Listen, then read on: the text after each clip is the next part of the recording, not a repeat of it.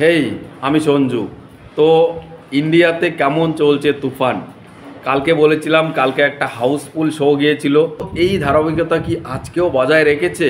আজকেও কি কন্টিনিউয়াসলি কোনো শো হাউসফুল যাচ্ছে, বা হাউসফুল ছাড়া বাকি শোগুলোতে লোক কেমন হচ্ছে? এমনিতেও আজকে বাদ দিয়ে বক্স অফিসে এখন পর্যন্ত কলকাতায় কত কালেকশন করেছে?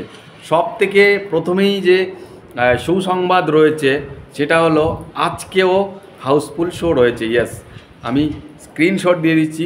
চম্পাহাটি যে সিনেমা হলটা রয়েছে সেখানে আজকে দুপুরের শো একটা হাউসফুল গেছে। ইয়েস, এবং বাকি ওভারঅল যে শোগুলো রয়েছে সেগুলো তো বেশ টিকিট সেল হচ্ছে। আমরা বুক মাই শোতে এখন দেখছি আর 8টা থিয়েটার রয়েছে। 8টা থিয়েটারে মোটামুটি 10-12টার মতো শো রয়েছে। তো সেখান থেকে একটা শো হাউসফুল দেওয়া বিশাল ব্যাপার। গতকাল একটা হাউসফুল দিয়েছে, আজকে একটা হাউসফুল দিয়েছে। তো এটা বাংলাদেশের জন্য প্রাউড মোমেন্ট যে কলকাতায় এসে শাকিব খানের সিনেমা প্রথমবারের মতো লাগাতার দুদিন হাউসফুল শো লাগিয়ে দেখিয়ে দিয়েছে।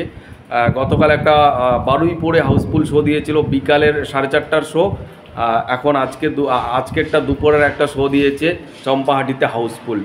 তো এটা ভালো ব্যাপার যে হাউসফুল দিচ্ছে এবং তুফান কালেকশন ধীরে ধীরে বাড়ছে। এবং তুফানের কালেকশন মজার ব্যাপার হলো অফলাইনে কিছু থিয়েটার রয়েছে যেগুলো বুক মাই শোতে অ্যাড নেই, ওগুলোতে কিন্তু ভালো চলছে এবং টিকিট সেল হচ্ছে। এবং সবথেকে মজার বিষয় হলো 5 লাখ টাকা অতিক্রম করে ফেলেছে পশ্চিমবঙ্গের বক্স অফিসে। ইয়াস, কালকের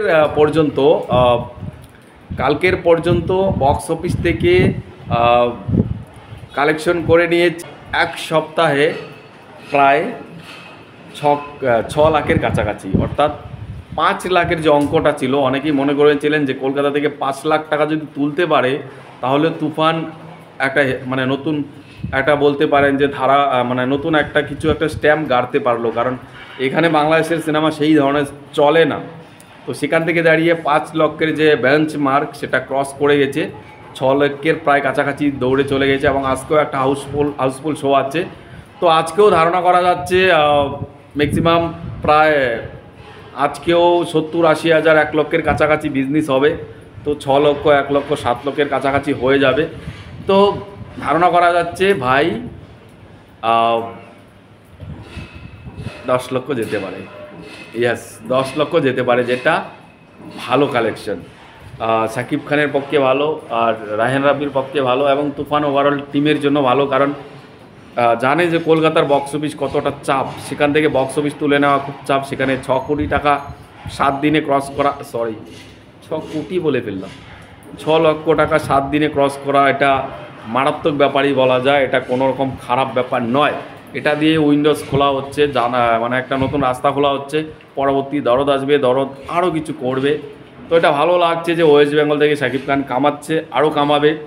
আর ওভারঅল পুরো জায়গায় তো তুফান চলছেই, তুফানময় হয়ে উঠেছে এবং তুফান বাংলাদেশের ইন্ডাস্ট্রি হিট সিনেমা হয়েছে।